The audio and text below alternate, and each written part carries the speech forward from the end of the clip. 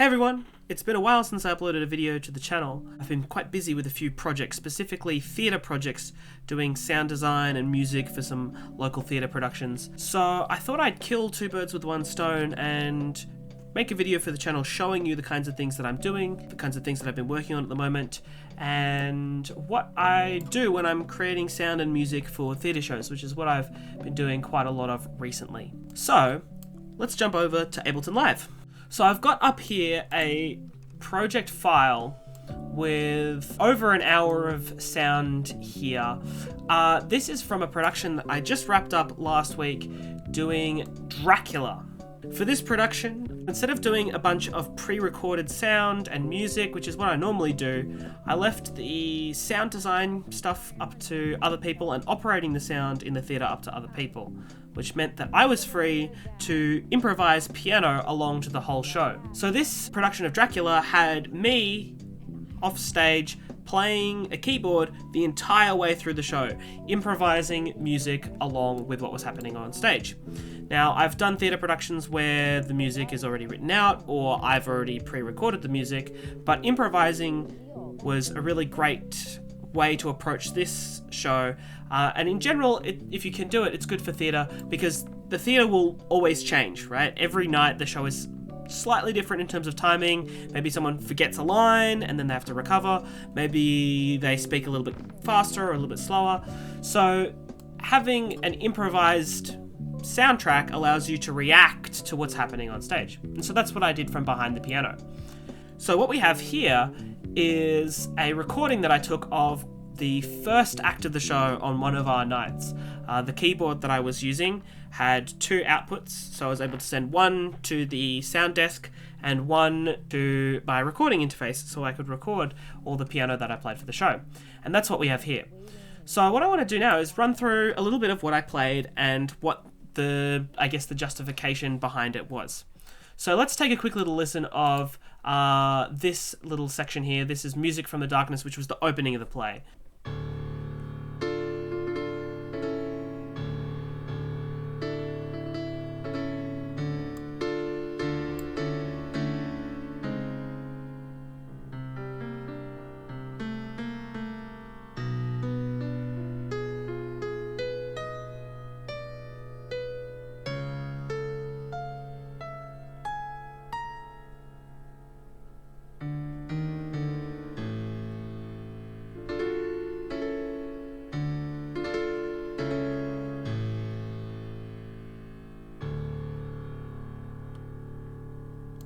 And then there's just a little bit there extra at the end.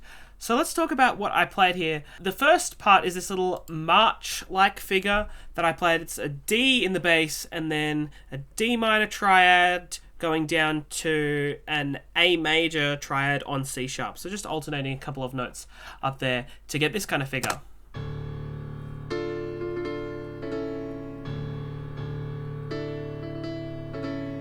Slightly different part there at the end. Again, because I improvised, I don't know exactly what I did. But that figure, that dun, dun, dun, dun, dun, that is, I kind of consider that Dracula's March, and that comes up throughout the play when kind of anything dramatic happens.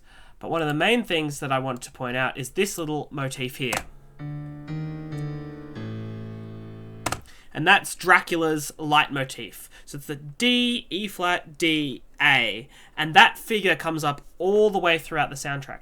Even though I didn't have music written out, I was improvising everything. What I wanted to have was some key motifs or some key things that I could resort back to for particular moments or to represent particular things.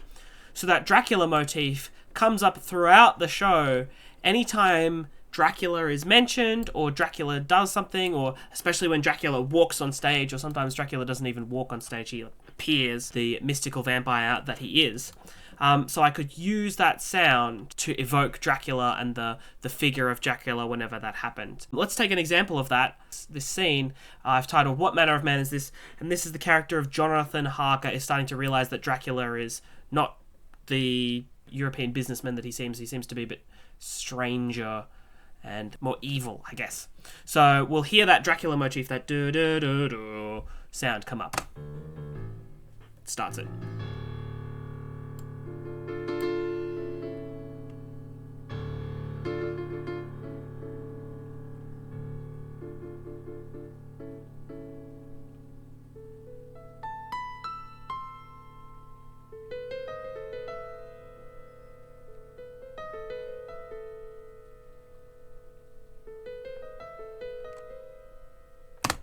very mysterious minor key figures in there. You can hear at the beginning there, again, the Dracula motif and that March figure.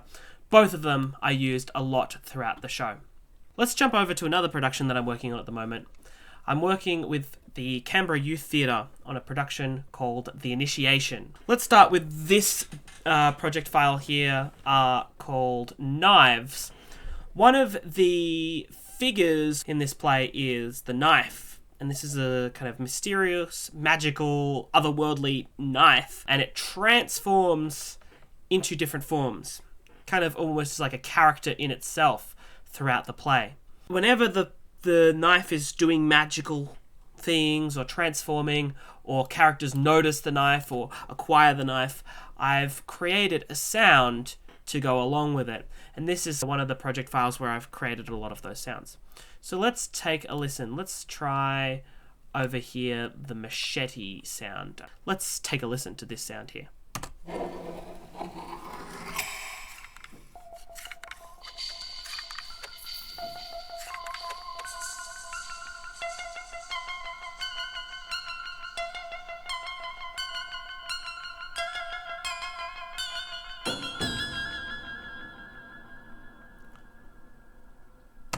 Very haunting, almost kind of like Lavender Town Pokemon vibes from this one. So this one, the character of Liam picks up the machete and he swishes it around to get a feel for it. So that's why I've got this sound here of a knife being swished back and forth. That's a sample that I pulled from somewhere online. I also used these sounds here, this slicing sound, and this is a sample that I took. I took a knife that I have and kind of rubbed it back and forth in its sharpener to get this kind of scraping sound. Let's take a listen.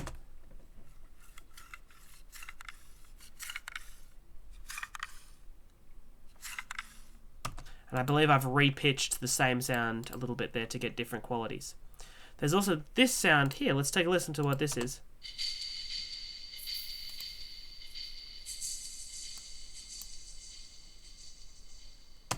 This is from another sound that I kind of have reconstituted, processing it through different delays and effects. Sometimes if you're using MIDI or you're processing an audio sample with a bunch of effects, it's a little bit easier to record everything the way you want it, and then it's just a single audio file. And that's what's happening here. And this is sidechained to this knife swishing if we listen to those two together. So you can see this popping off. This kind of echoing sound is cut down a little bit whenever those knives are swished through the air so we can get a clear sound out of it. Now, one of the other key layers is this Metalism synth. One of the things that I like to do is whenever I'm coming up with a sound or trying to build a sound, it's almost always going to have multiple layers. Now, sometimes I know exactly what I want those layers to be, and sometimes I don't. Oftentimes I'll be like, okay, I'm recording a knife, so I'll record the sound of a knife being sharpened or some such thing. But in this case, I knew it was made of metal, so I just searched metal in the Ableton lookup. I went to instruments and I searched metal.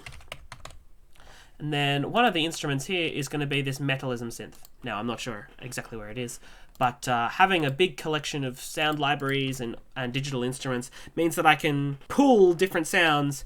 If I know the kind of vibe or the kind of material that I'm working with, I can just search and find something. And that's how I found this synth, to get this kind of sound.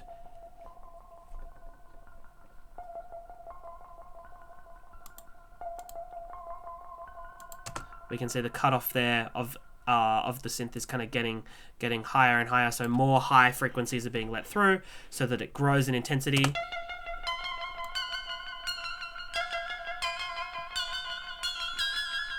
Up to that end point there. Now, you might remember this sound as well. This, you can see here, is also called Metalism. It's a different synth, I believe. Maybe, actually, looking here, it's the same. But you can see I've kind of tweaked it a little bit, or used a different preset, more likely, to get this kind of like more thumping sound, like banging on a metal drum, to get another layer of effect there. So that's one of these knife sounds. And I've done very similar things with a lot of the other sounds here of the knife, combining usually a few different sounds that I've recorded of a knife and then some other things. Let's take a look at this one here and see what this one sounds like.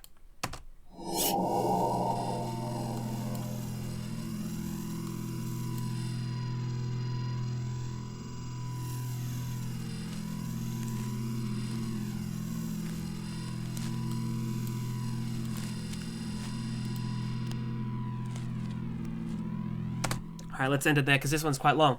So this is the sound of a knife being revealed, or someone's picking up the knife. I've used two different knife sounds. There's that one, and this one here. I believe that comes from a knife sound library that I have somewhere. And there's two different layers there to get that knife sound in kind of different layers. But here we have this effect here. Let's take a listen. So this sound here, this knife effect sound, is another sound that I've pitched down. If we unpitch it, we'll hear. So it's just a regular knife being swished, but I've pitched it down 48 semitones. So that's 4 octaves down, and we get this kind of jarbled mess where we're not even really getting pitch, we're just kind of getting slowed down sound. I find that Ableton's warping features are great for taking a sound that sounds like one thing and then turning it into something else. And it's great if you want to create new sounds but still have them be in the same kind of world. This still is kind of in that same knife sharpening world, but it doesn't sound like that anymore. I also have a couple of drone synths here. We have this one going on. And that really is just a stock Ableton preset and then a bit of EQ to kind of shape it to what I want. This wavetable here is a different story. This layer sounds like this. And you might remember that kind of staticky sound in the full thing. Let's listen to the full thing again.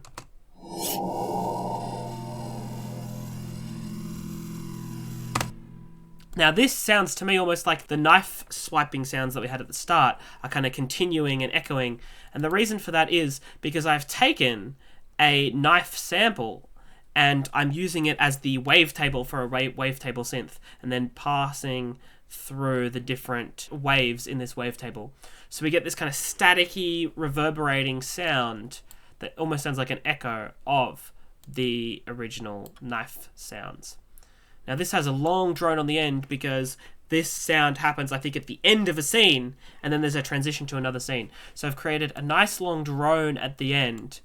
And because this play takes place in the bush on Black Mountain here in Canberra, it's not being shown there, but that's the setting of the play. I have this sample I took of myself walking on leaves in Black Mountain, walking through the bush in Black Mountain, and that's there just to fill the space and add to that setting. Hello, Patrick from the future here. As I was editing this video, I realized there are a couple of other sounds that I thought you might want to see because they're quite creative in how I created them. So we've been looking at some of these knife sounds from the initiation, and one of the things that the knife turns into is a bone. To create the sound of this bone knife, I thought it would be interesting to get the sound of an actual bone recorded. So I just so happened to have a ram skull in my yard that I found out on a hike a few years ago. So to get this bone sound, I actually went outside with my field recorder and knocked on the bone to get that sound, the resonant sound of a bone being struck. And I used that to create this sound of a bone knife in the initiation.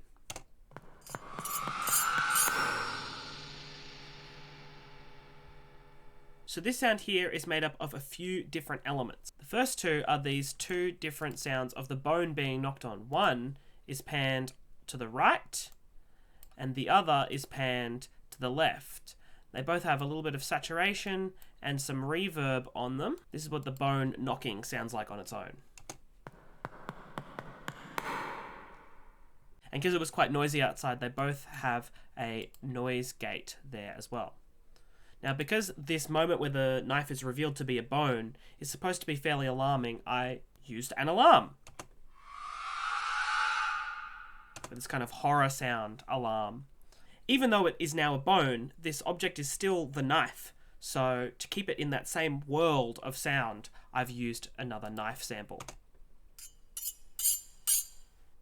And another metal sound to echo out as the sound ends.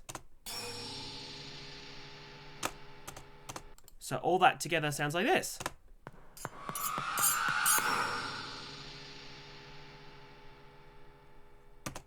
And this is another sound that I wanted to show you. One of the things that happens in the initiation is that one of the characters slowly completes this magic ritual. And part of that ritual involves taking bodily fluids, sweat, tears, things like that, and putting it into the ground to complete the ritual. The director said that this ritual should feel like a multi-part lock that is being completed over time. So I wanted the sound of a lock being turned or picked, and I came up with this. Let's take a listen and I'll show you how I created it.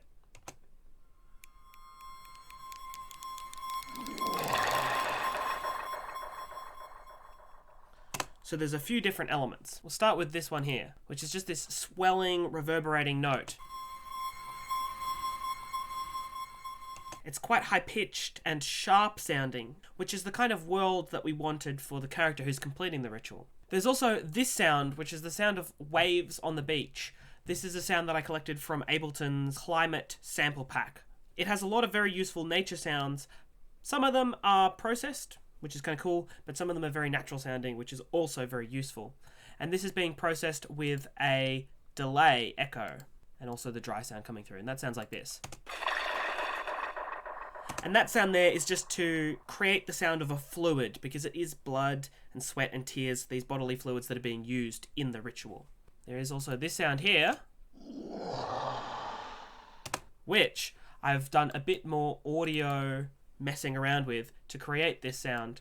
So this sound here is actually my voice, a vocal sound that I made that's been slowed down. And if I repitch it back up, kind of do this wah sound high in my mouth, but I've repitched it down 15 semitones to create this kind of whoosh effect. Kind of cool. Now, the star of the show in this lock-picking sound is these two sounds here, and I'll play them both together.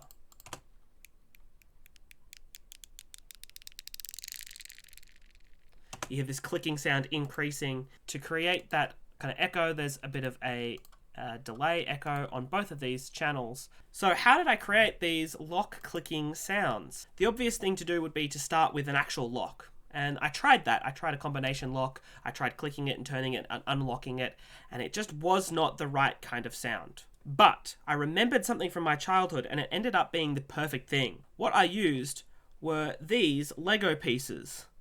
They have this little ratchet joint, and they're from old Knights Kingdom sets from the early 2000s that I had quite a few of when I was a kid. But when you turn these little joints, you get this clicking sound, which is pretty awesome. So what I did was I just rotated it the full way around and gradually sped up the speed that I was rotating to increase the frequency of those clicks. So if I play the whole sound together, you'll hear how those clicks come together to sound like a lock slowly being turned and then opened.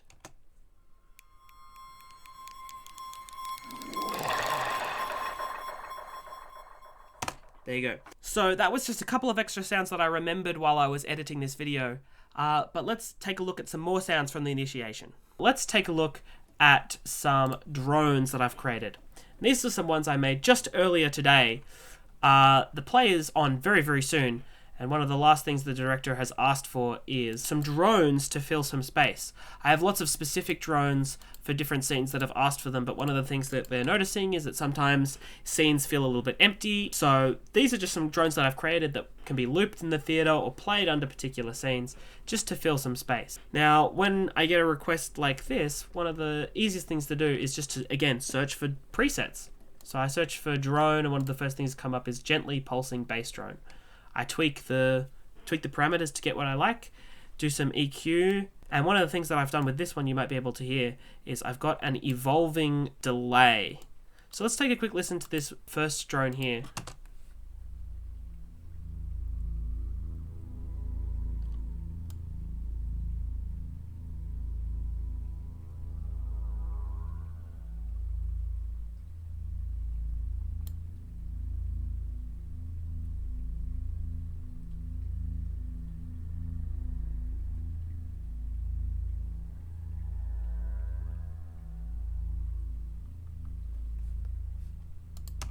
So you can hear this deep bass layer, just this nice low ambient rumble, which is what you want a lot of the time in theatre when people are going to be acting and speaking their lines over the top of it.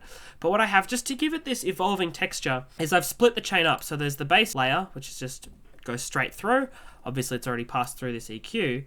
But there's this other layer, where I'm filtering out all the low frequencies, so just the high frequencies are getting through. Then it's getting distorted through this Ableton pedal, overdrive pedal. And then there's this delay, and this echo is 100%. So this extra layer is just the delay, but you can see here the input is going up and down without me touching it at all. And the reason for that is that I've mapped this LFO, this low frequency oscillator, to the input of the delay. So because this is only the wet signal of the delay, no dry signal is going through. When I turn the input all the way down, it means that there's nothing to feed the delay, so no sound is going through. So when it's down here at -40, there's no delay, but as it goes up, a little bit of sound gets fed into the delay to echo out, and then it fades down again, because this LFO is kind of just going down, staying down for quite a bit of time, and then eventually tweaking it up. What that means is that this drone has this constantly evolving delay layer that is constantly changing. Alright, the last thing I want to look at is this one here that says 5-string. I always like to, when I'm creating layers and musical layers and sound design layers, to incorporate instruments wherever I can and where it's appropriate. So for these low drones that I've been asked to make, one of the ones that I made, instead of using a synth, I've used my 5-string bass, and I'm playing that low B string on the 5-string to just get a really deep sound. Here, let's take a listen.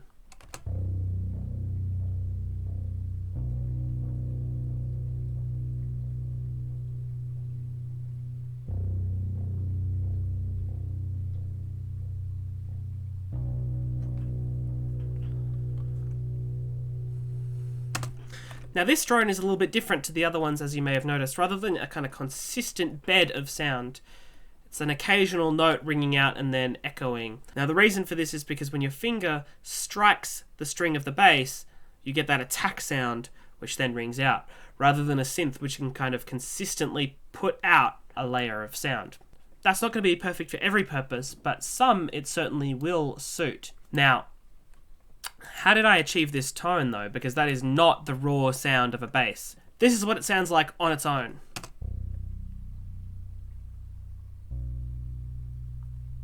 You can hear very, very different to the sound of the full effect. So first of all, I have this mastering at sustain, and that's just to boost the signal, a little bit of the bass, and to help the sustain. As the note fades out on the bass, it's kind of bringing the volume up so that the bass level is consistent. I have a delay doing a similar thing just to keep the sound going a little bit longer, but that's just doing so by creating a few extra tails on the end of each note.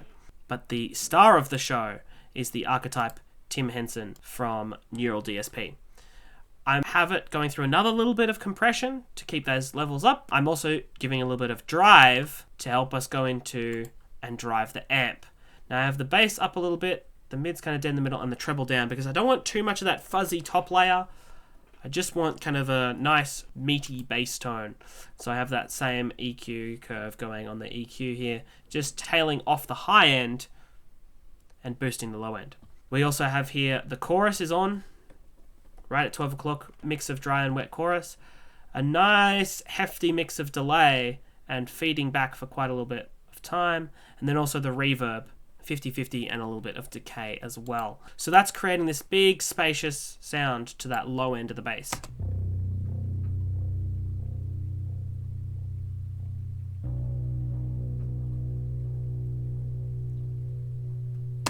Now because this production, the initiation, is not realist, as I've mentioned, there's some magic going on, there are kind of demigod figures and supernatural transformations and magic going on. One of the things that I wanted to do was create a palette to kind of evoke that sound. And one of the key elements of that palette was distorted electrical guitar and distorted bass. So a lot of the other sounds that I've created for this play, which you might hear another time, use distorted electric guitar, distorted bass. So when I was creating this drone, I wanted it to exist in the same kind of world. So I've used a similar sound with the bass, with the archetype Tim Henson, getting that kind of raw, distorted sound to create a drone layer that could go underneath maybe some of the scenes where those sounds are used. So I hope you found that look at some theatre sound design and theatre music interesting. It's a little bit of what I've been working on at the moment, and I thought I'd show you, given that it's kind of related, these horror plays, Dracula and The Initiation. If you're located in Canberra and you're interested in seeing the initiation, I'll put a link in the description down below where you can check it out and maybe come along and witness some of this sound design in the theatre. If you enjoyed this video, leave a like or a comment down below. If you have any questions, ask them in the comments. I will be sure to answer them. If you enjoyed, maybe consider subscribing. I make videos like this exploring my music production and composition fairly regularly, and I also share my music as it comes out. So it's worth subscribing if you're interested in seeing more of what I have in the future, including maybe some more of the initiation and Dracula, if you're interested in seeing more of that. Appearing on the screen now are a couple of related videos. One of them is some sound design and music that I did for a horror movie scene. So if you're interested in more of this horror music and sound design, consider checking that out. But for now, that's all, and I'll see you in the next one.